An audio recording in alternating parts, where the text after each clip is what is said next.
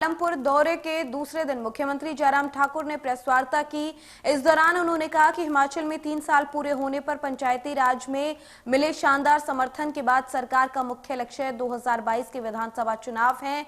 नगर निगम के चुनाव चिन्ह पार्टी चिन्ह पर करवाने के लिए सरकार एक्ट पर संशोधन करने के लिए विचार कर रही है। इस एक्ट में अंतिम बार संशोधन वर्ष 2016 में हुआ था। कोरोना काल से प्रदेश सरकार अच्छे से लड़ी है और उसके परिणाम भी अच्छे आए हैं। उन्होंने विपक्ष पर निशाना साधते हुए कहा कि एक और राज्य सरकार कोरोना से लड़ रही थी, लेकिन वहीं दूसरी ओर विपक्ष का कोई सहयोग नहीं था। उन्होंने कहा कि जल्द ही पालमपुर शहर की पार्किंग में सुधार होगा। नए क्षेत्रों में पार्किंग, सीवरेज और सौंदर्यीकरण की प्राथमिकता रहेगी और एक समान विकास किया जाएगा।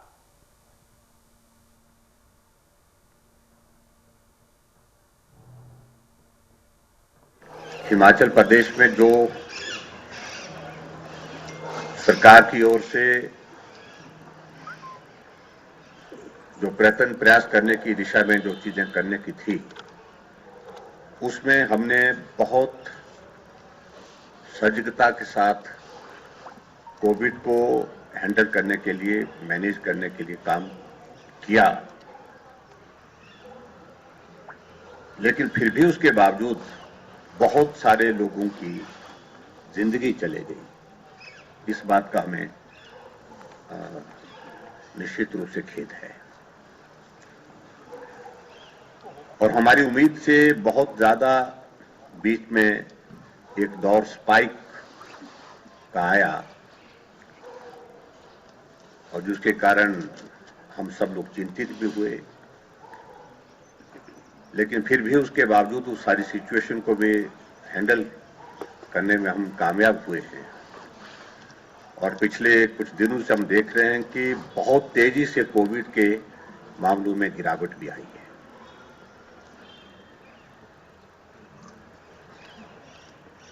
अभी जहां तक आज हम आपके बीच में यहां पालमपुर में हैं और खासतौर से पालमपुर के मीडिया के साथ हम एक लंबे अंतराल के बाद इंटरेक्ट करते हैं।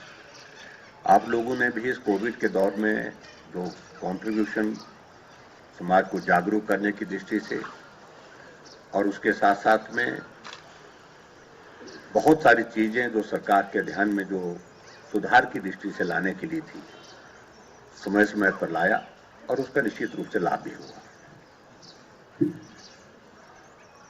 मित्रों, आज कॉरपोरेशन का यहां पर जिक्र हो रहा है। पालमपुर में